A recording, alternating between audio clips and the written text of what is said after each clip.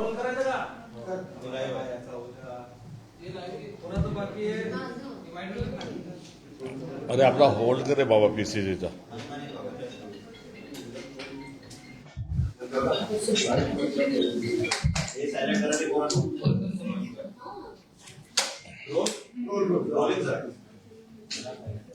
काँग्रेस पक्षाचे नेते, एक आधारस्तंभ पद्मश्री डॉक्टर डी.वाय. पाटील यांचं निधन झालंय. त्यांच्या निधनाने एक फार मोठी हानी ही महाराष्ट्राची आणि तद्वतच फार मोठी हानी ही काँग्रेस पक्षाची झाली आहे. त्यांचं अनन्यसाधारण असं योगदान हे शिक्षण क्षेत्राला, महाराष्ट्राला, सहकार क्षेत्राला आणि अर्थातच काँग्रेस पक्षाला हे लाभलंय. एक नगरसेवक म्हणून आपली राजकीय कारकीर्द एका शेतकरी वडिलांच्या पुत्रांनी ही केली. त्यामुळे शेतकऱ्यांचा मुलगा आणि शिक्षणाची कास धरत असताना त्यांनी एकीकडे राजकारण, दुसरीकडे समाजकारण, तिसरीकडे सेवा, चौथीकडे सहकार असा बहुआयामी आवाका हा त्यांच्या व्यक्तिमत्वामध्ये होता. सर्व महाराष्ट्रामध्ये राजकीय देखील फार मोठी एक भरगच्च अशा स्वरूपाची कारकीर्द त्यांची राहिली. भरीव स्वरूपाचं योगदान त्यांचं राहिलं. थेट त्रिपुराच्या राष्ट्रपतीपर्यंत ही त्यांची सेवा आणि त्यांच्या एकंदरीत कारकिर्दीचा जो आयाम आहे हा वाढत्या चंद्रासारखा हा वाढत वाढत गेला आणि त्याचा शीतल प्रकाश हा सर्वांना मिळाला. 3 ऑटोनॉमस विद्यापीठ, अनेक संस्था, अनेक महाविद्यालय, अभियांत्रिकी असतील, वैद्यकीय असतील, इतरही शैक्षणिक जे असतील ते उपक्रम हे त्यांच्या समर्थ अशा स्वरूपाच्या योगदानाच्या माध्यमातून, कर्तृत्वाच्या माध्यमातून, नेतृत्वाच्या माध्यमातून उभे राहिले. अशा दिवंगत डी.वाय. पाटील साहेबांना काँग्रेस पक्षाच्या वतीनं आम्ही विनम्र अभिवादन या ठिकाणी करत आहोत. आणि काँग्रेस पक्षाच्या वतीनं 3 दिवसाचा दुखवटा देखील हा काँग्रेस पक्ष पाळणार आहे. हे देखील या निमित्तानं आम्ही जाहीर करत आहोत. उद्या त्यांच्या अंत्ययात्रेला देखील काँग्रेसचे कार्यकर्ते आणि नेते हे उपस्थित राहणार आहे. अशा डी.वाय. पाटील साहेबांना आम्ही विनम्र अभिवादन करतो. सर, सध्या एक तुमच्या ट्विटर हँडल किंवा एक्स पोस्ट पाहायला मिळालेली आहे. गुंगी गुडियावरून फार राजकारण तापलेलं पाहायला मिळतंय. आपली नाही, राजकारण तापण्याचा विषय काय, मूळ मुद्दा काय आहे की पत्रकारांनी प्रश्न विचारले पाहिजे. पत्रकारांच्या विचारलेल्या प्रश्नाला उत्तर दिले पाहिजे. पत्रकारांनी तर विचारलेच पाहिजे, मात्र नागरिक विचारत असेल तर त्याची उत्तर दिली पाहिजे. आपल्याला जर आरोप होत असतील समाजकारणात, राजकारणात, सार्वजनिक जीवनात, त्याची देखील उत्तरे दिल्या गेली पाहिजे. मात्र आपण बघितलं की ज्या पत्रकार परिषदेच्या अनुषंगानं काँग्रेस पक्षानं जी ट्विट आम्ही जे केलं त्यामध्ये पत्रकार प्रश्न विचारतात आहे आणि एक ज्यांच्यावर गुंडागर्दीचे अनेक आरोप आहे, एक लोकप्रतिनिधीच्या ऐवजी गुंड म्हणून त्यांचं व्यक्तिमत्व महाराष्ट्रा पुढे आलेलं आहे, अशा प्रवृत्तीची एक ओळख असणारा, एक परसेप्शन असणारा, एक कीर्ती त्यांची असणारा, अपकीर्ती असणारा जो व्यक्ती आहे तो पत्रकारांना एकेरीमध्ये चुप्प बसवत आहे. आणि अशा वेळेस ज्या उपमुख्यमंत्री आहे ह्या एक शब्द देखील बोलत नाहीत. त्यामुळे यामध्ये मूळ मुद्दा जो आहे हा त्यांच्या वर्तनाचा आहे. जर उपमुख्यमंत्री पदावरची व्यक्ती जर पत्रकारांचे प्रश्न घेत नाही आणि उपमुख्यमंत्री पदावरील व्यक्ती एक आमदाराला ज्यांच्या प्रतिमेच्या अनुषंगाने आधीच सांगितलं त्यांना त्यांच्याकरवी पत्रकारांना चूप बसवतात, हे लोकशाहीला आणि एकंदरीत समाज जीवनाला अशोभनीय आहे. अशा वेळेस हाताची घडी तोंडावर बोट ठेवणं म्हणजे चूप बसणं आणि त्याची भूमिका ही त्यांनी त्या ठिकाणी निभावल्याच्या अनुषंगानं गुंगी गुडिया हा शब्दप्रयोग त्या ठिकाणी केलेला आहे.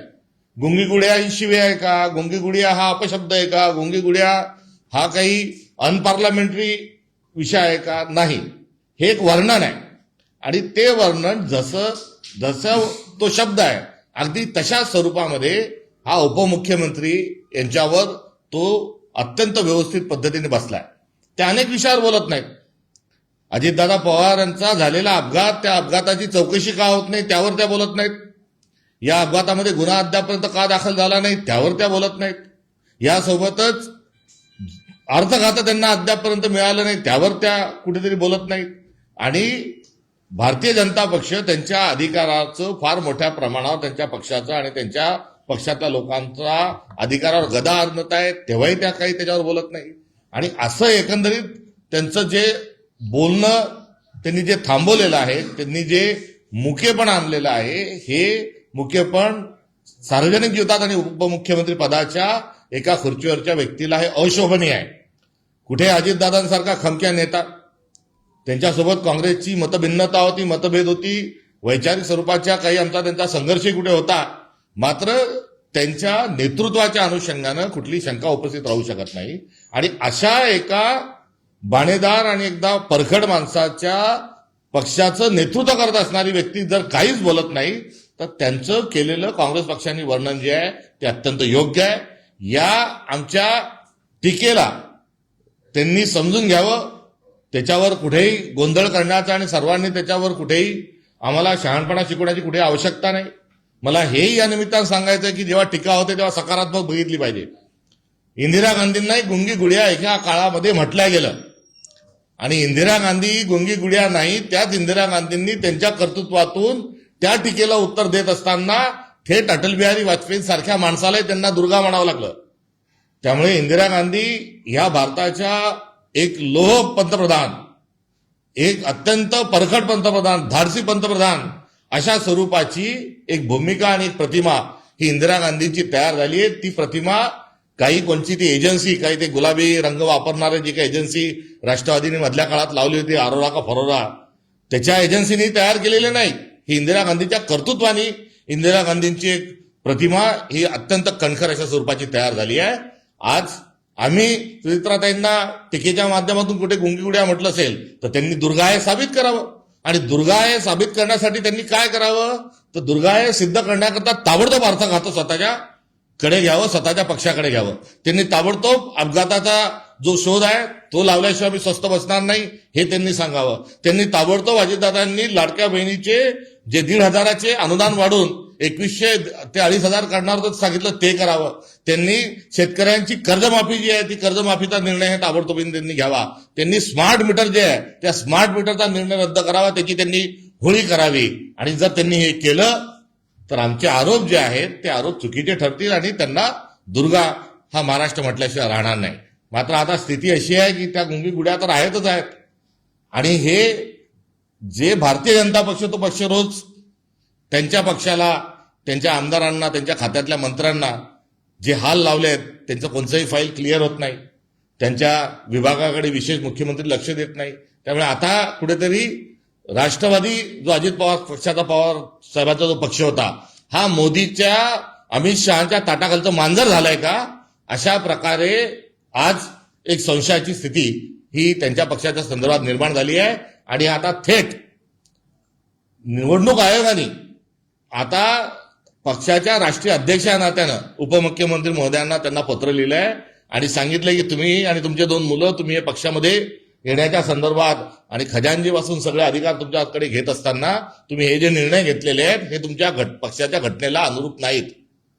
आणि या प्रश्नाचं देखील उत्तर अद्यापर्यंत त्यांनी दिलेलं नाही. त्यामुळे राजकीय पातळीवर कुठेतरी, माफ करा, नैतिक पातळीवर आणि निवडणूक आयोगाने विचारलेल्या प्रश्नावर जर त्या काहीच बोलत नाही तर गुंडी गुडिया हा त्यांच्यावर केलेला आमच्या पक्षाने जो आरोप आहे तो योग्य आहे. त्यांच्या निदर्शनांनी ज्या सुनेत्रा वहिनी ज्या आहेत या कणखर नेतृत्व म्हणून समोर येणार नाही. त्यांनी आमच्या कार्यालयापुढे निदर्शनं करण्याच्या ऐवजी त्यांनी बाणेदार आणि एक गाव 2 तुकडे अजितदादांच्या जी शैली होती त्यामध्ये त्यांनी निर्णय घ्यावे. आणि त्यांनी तसे जर निर्णय घेतले तर आपसूक स्वरूपामध्ये आम्ही केलेल्या आरोपांना कुठेही लोकांमध्ये त्याची चर्चा होणार नाही. वास्तविक पाहता त्यांनी निदर्शनं करणे आणि आम्ही वस्तुस्थिती सांगणे यामुळे आमचं म्हणणं हे लोकांना पटलेलं आहे. आणि आम्ही कुठल्याही व्यक्तिगत आकसापोटी किंवा राजकीय आरोपाच्या अनुषंगाने नव्हे तर एक वस्तुस्थिती दर्शक, एक विरोधी पक्ष या नात्यानं आम्ही एक केलेली जी टीका आहे ती टीका सकारात्मक पद्धतीने त्यांनी घ्यावी ही त्यांच्याकडून असणारी आमची अपेक्षा आहे. बीड घटनेप्रकरणी जर अजितदादा असते तर हा सूर्य हा जयद्रथ अशी एकंदरीत अर्थातच असं दुसरं पोलीस पगारासंदर्भातला जो घोटाळा आहे त्याबद्दल देखील तुम्ही भाष्य आहे जवळपास 6,000 कोटी याच्यामध्ये गुंतलेले आहेत. गोंधळात गोंधळ असा एक चित्रपट फार पूर्वी हा प्रकाशित झाला होता. त्यांनी फार धुमाकूळ घातला. त्यातले जे विनोदी पात्र आहेत ते विनोदी पात्र आज मुख्यमंत्री, उपमुख्यमंत्री आणि मंत्रिमंडळात आहेत की काय अशा प्रकारची शंका ही कुठेतरी यायला लागली आहे. मुळात ऑनलाईन आणि डायरेक्ट खात्यामध्ये पैसे जेव्हा जमा होण्याची पद्धत आहे तेव्हा अशा पद्धतीचा भ्रष्टाचार घोळ होतच कसा हा मूलभूत प्रश्न आहे.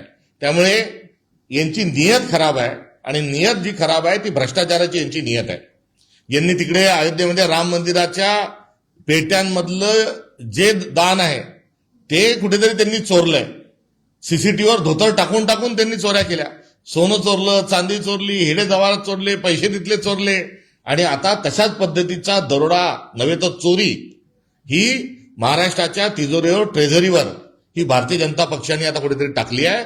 आणि यामध्ये गृहमंत्री जे आहेत हे गृहमंत्री यामध्ये थेट स्वरूपामध्ये जबाबदार आहे. त्यांचा कुठलाही प्रशासनावर वचक नाही, त्यांची प्रशासनावर कुठल्याही पद्धतीची पकड नाही. इन्फ्रामॅन स्वतःला म्हणून घेणारे डिझास्टर मॅन आहेत आणि अशा पद्धतीने कर्मचारी असल्याचा भास करून ऑनलाईन करत असताना खात्यामधून सरकारच्या कोट्यावधीची, हजारो कोटी रुपयांची रक्कम निघणे याचाच अर्थ ते डिझास्टर मॅन आहेत असाही एकीकडे होतो. तर दुसरीकडे महाराष्ट्राचा गृह विभाग हा पांडू हवालदार चालवत आहे असं पुन्हा एकदा नव्याने या निमित्तानं कुठेतरी सिद्ध होत आहे. या प्रकरणाची थेट पाळंमुळं ही मंत्रालयाच्या 6व्या मजल्यावर आहे आणि मुख्यमंत्र्यांचा हा असणारा एकंदरीत तेही या सगळ्या प्रकरणामध्ये तेही लिप्त आहे. असून नसल्याचा भास करणे म्हणजे 420 आहे. आता ही 420 त्यांच्या विभागात वरच्या पातळीपासून तर खालच्या पातळीपर्यंत ही कुठेतरी गेलेली आहे. मला आपल्याला पुन्हा आठवण करून द्यायची आहे की लाडक्या बहीण योजनेमध्ये पुरुषांना लाभ दिले गेले. आता लाडक्या बहिणी जसे पुरुषांना लाभ दिले गेले अगदी तशाच धर्तीवर असून नसल्याचा भास करत असताना 420 जी आहे ही गृह विभागामध्ये झाली आहे. कर्मचारी असल्याचा दाखवून बतावणी करून जर पगार काढल्या जातात, अनुदान दिलं जातात, त्यांचे भत्ते जर निघतात तर आता या महाराष्ट्राच्या मुख्यमंत्र्यांनी याचं काय प्रायश्चित्त त्यांनी करावं हे एकदा महाराष्ट्राच्या जनतेसमोर जाहीर करावं. जळगावमध्ये पोलीस भरतीसाठी मुलं प्रॅक्टिस करत होते. त्यांनी गिरीश महाजन यांना घेराव घातला. त्यावेळेस गिरीश महाजन त्यांना धमकी देताना पाहायला मिळाले की तुम्ही मला अशा पद्धतीने घेराव घालू शकत नाही, तुम्हाला जर केस पडले तर तुम्ही पोलीस भरतीमध्ये देखील सामील होणार नाही, पोलीस होणार नाही, अशा प्रकारची धमकी देताना व्हिडिओ व्हायरल होतो. त्यांनी त्यांच्या कमरेची बंदूक काढून त्यांना दाखवली नाही एवढ्यातच त्या विद्यार्थ्यांचं कुठेतरी नशीब. अन्यथा तेही करायला त्यांनी कमी जास्त बघितलं नसतं. मात्र स्वतःला संकटमोचक म्हणून घेणारे आणि कुंभमेळ्याच्या भ्रष्टाचारामध्ये यथेच्छ लोळलेले गिरीश महाजन साहेब, आपलं असंही वागणं बरं नाही. आपण ज्या पद्धतीने धमक्या देतात, ज्या पद्धतीनं आपण कुंभमेळ्यातले टेंडर मॅनेज करतात हे विकृतीचा आणि असभ्यपणाचा कुठेतरी असणारा कळस आहे. आपण बांधलेलेच रस्ते काल कशा पद्धतीने कोसळले हे बघण्याकरता आपण गेला होता. आपण आपलं कर्तृत्व हे नीट कामाला लावत नाही याचे विविध मुद्दे हे समोर येत असताना आपण एक लोकनेते आहात. आपण तळागाळातल्या माणसांची जवळ जाऊन बोलतात. लगेच आपण मुख्यमंत्र्यांच्याच नाही तर कोणताही आपल्या भागातला परिसरातला माणूस असला त्याच्या मदतीला धावून जातात. ही असणारी आपली जी प्रतिमा होती. कोणताही आजारी माणूस असेल तर त्याला लगेच जाऊन मदत करण्याची आपली जी भूमिका होती आता पूर्ण बदललेली आहे.